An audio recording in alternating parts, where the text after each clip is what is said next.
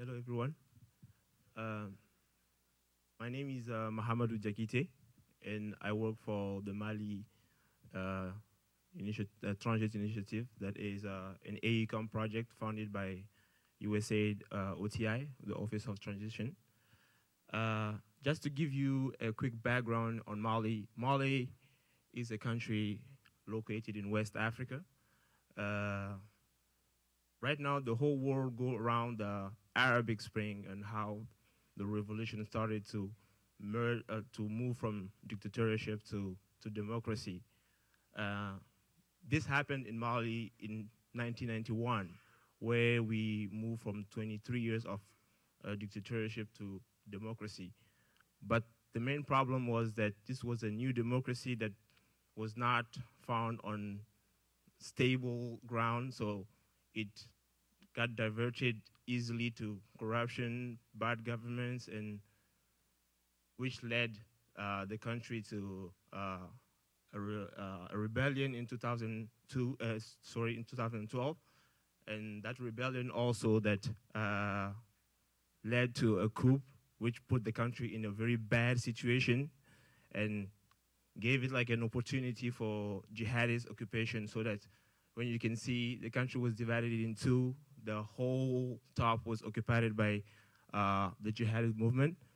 So this was an opportunity for OTI to come the second time and give all the right directions.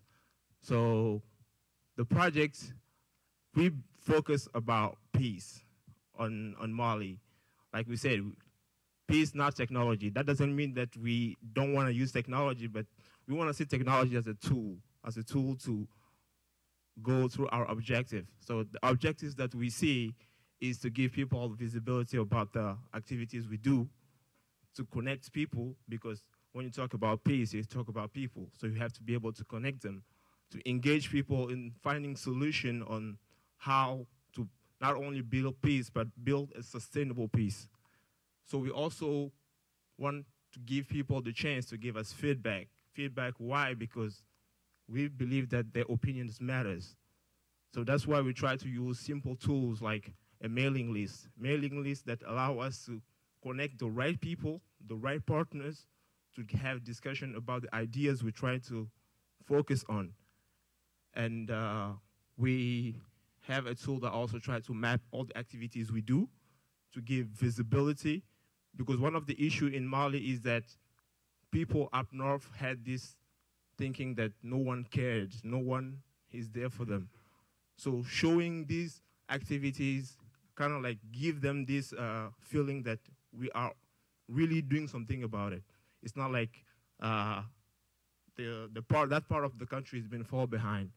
So with those activities, we also give the opportunity to people that have literacy in technology to give us feedback on what we are doing and how we're doing it, and are we doing it correctly.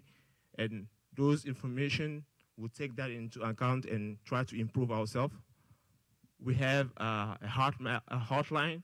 That hotline is because we have a majority of people that are not computer literate. So we still want to give them the opportunity to speak their story. So what we do, we tell them to miss call on this number, and when they miss call on this number, we call them back, and then when we call them back, we give them the opportunity to share the story. We collect that data, and all this data is injected to the, to a database, and with this database, all this information, we try to assess it and process it in a better way.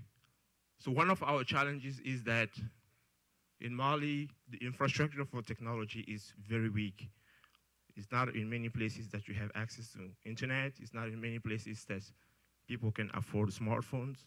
So we have to go back and find small solution for SMS-based type of application, and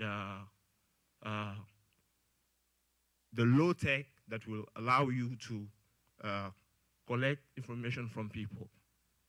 And those information are processed to give a better understanding, so that we'll have good decision making, So if we can see that a number of people of this region is having this type of mentality, that gives the decision makers enough information to take the better decisions.